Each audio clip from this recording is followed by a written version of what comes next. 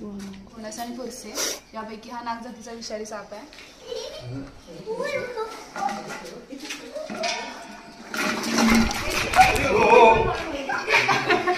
नमस्कार, स्वागत आहे सर्वांचं श्वेता सुतार वाईल्ड लाईफ रेस्क्यूअर या यूट्यूब चॅनलमध्ये। तर मी आता महावीर कॉलेजजवळ ऋतुगंध रेसिडेन्सी या ठिकाणी आले।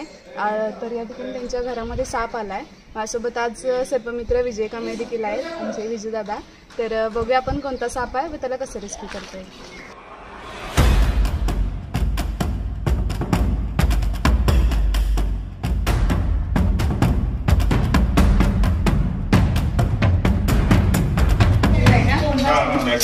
कसं काय दिसतं साप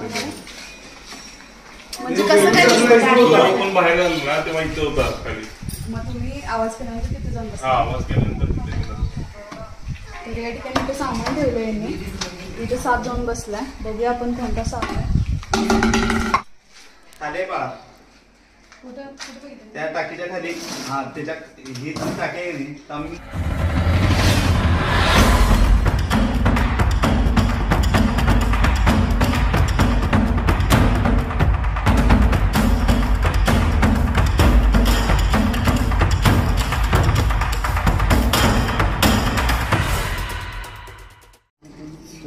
तर या ठिकाणी नागजातीचा विषारी साप आहे।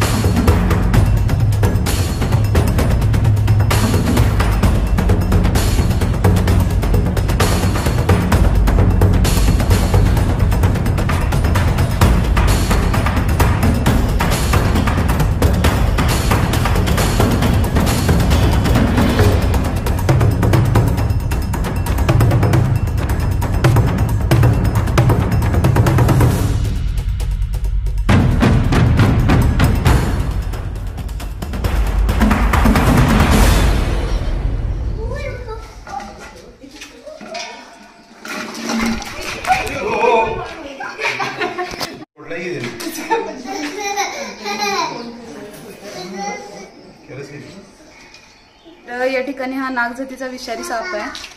भारतातील प्रमुख जे 4 विषारी साप आहेत, नाग, मण्यार, घोणस आणि फुरसे, यापैकी हा नागजातीचा विषारी साप आहे। तर हा आपल्या घराच्या आजूबाजूला उंदीर, बेडूक खाण्यासाठी येतो प्रामुख्याने।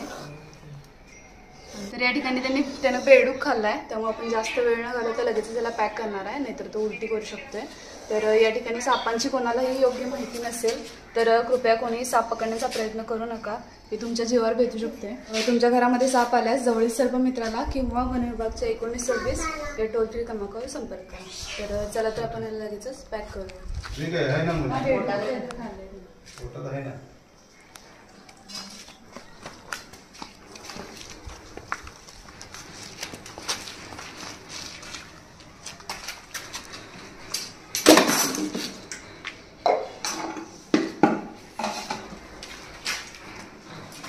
तर आता पकडलेल्या सापाला चला तर आपण वन विभागाकडे सुपूर्द करूया।